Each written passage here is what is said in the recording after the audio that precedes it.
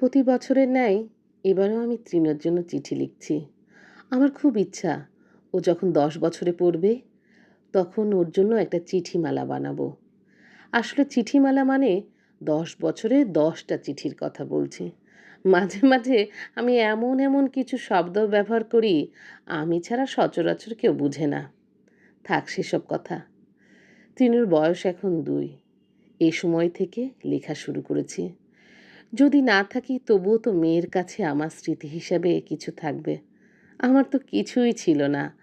যাও বা বাবা ছিল, গেল বছর একা রেখে চলে গেল।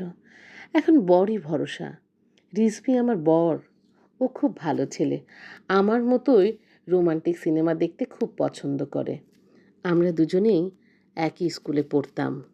ওর বাবা মা চাকরি করতো বিধায় দেখা যেত দুজনেই বছরের বেশিরভাগ সময় দেশের বাইরে থাকতো।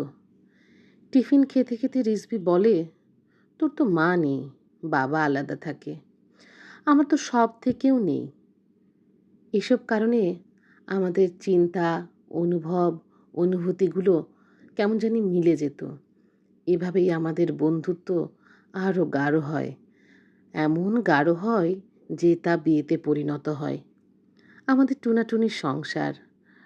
আমরা যেহেতু সিনেমা দেখতে পছন্দ করতাম সেহেতু সময় পেলেই সিনেমা দেখতাম। আমার মনে আছে আমরা একদিনে 7টা সিনেমা দেখেছিলাম। সত্যি বলছি। যে সিনেমাগুলো আমাদের দেখতে ভালো লাগে সেগুলো আমরা অসংখ্যবার দেখি। যেমন কুছ কুছ হোতা হে, দিলওয়ালি দুলহানিয়া লে যায়েঙ্গে, পারদেস, এরকম অসংখ্য হিন্দি সিনেমা বহুবার দেখেছি। সাথে সালমান শাহর বাংলা সিনেমা, ইংলিশ সিনেমা, আরও কত যে দেখেছি। ইভেন এখন তো কোরিয়ান সিনেমা দেখতেও ভালো লাগে। যাই হোক, এসব দেখতাম আর কাঁদতাম। আমি খুব ইমোশনাল। কেন জানি সমস্ত কিছু আমাকে আঁকড়ে ধরতো।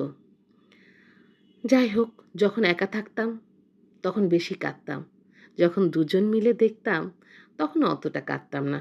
কারণ আমরা দুজনেই গল্প গুজব করে সিনেমা দেখে দুঃখটাকে ভাগাভাগি করে নিতাম। বা ওই সিনেমার দুঃখটা যে বাস্তব জীবনের দুঃখ নয় সেটা আমাকে রিজভীই বোঝাতো। নাহলে আমি বেকুবের মতো বড় হয়েও কতবার কেঁদেছি। যাই হোক, এখন বয়স বেড়েছে কিন্তু বুদ্ধি বাড়েনি।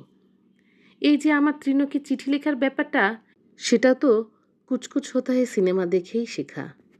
আসলে একদিন রাতে আমি এই সিনেমা দেখে খুব কাঁদছিলাম আর বলছিলাম, ইস, আমার আম্মু যদি আমার জন্য এমন চিঠি লিখত বা কিছু রেখে যেত যেখানে আমার কথা থাকবে। এই কথা শুনে বর বলে ওঠে, দূর পাগলি, মন খারাপ করছো কেন? তুমিও তো চাইলে আমাদের সন্তানের জন্য এরকম চিঠি লিখতে পারো। সেই থেকেই শুরু। বেশি দেরি আমার হয়নি, 6 মাস কেবল। ব্যাস, লেখা শুরু। তৃণ হবার পর প্রথম জন্মদিনে আমার লেখা চিঠি দিয়েই কার্ড বানিয়ে ওকে পড়ে শোনাই। কে জানতো জীবন থেকে নেওয়া সিনেমার সাথে আমার জীবন এরকম মিলে যাবে।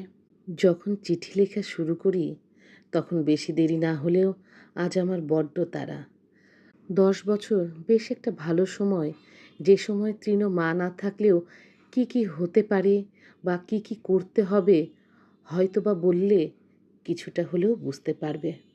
গত বছর আমার ব্লাড ক্যান্সার ধরা পড়ে। রিজভী অনেক চেষ্টা করছে, কিন্তু আমি জানি আমার সময় অনেক কম। কত কাজ আছে আমার। রিজভীকে বুঝিয়ে যাওয়া, তৃণর জন্য সব কিছু না পারলেও কিছুটা করে যাওয়া। তৃণর সাথে সাথে রিজভীর জন্য খুব খারাপ লাগে। বড্ড ভালোবাসে সে আমায়। হয়তো বা মেয়ের জন্য শক্ত হয়ে থাকবে, কিন্তু আমি জানি ভিতরে ভিতরে শেষ হয়ে যাবে। আমিও তোমাদের অনেক ভালোবাসি গো। কে চায় ভালোবাসার আশ্রয় ছেড়ে অন্য কোথাও যেতে?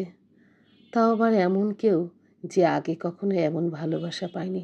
খুব বলতে ইচ্ছা করে, জড়িয়ে ধরে চিল্লাতে ইচ্ছা করে, চিল্লায়ে চিল্লায়ে বলতে ইচ্ছা করে, আমি কত তোমাদের ভালোবাসি। আমার যেতে ইচ্ছা করে না। আমি তোমাদের সাথেই থাকতে চাই।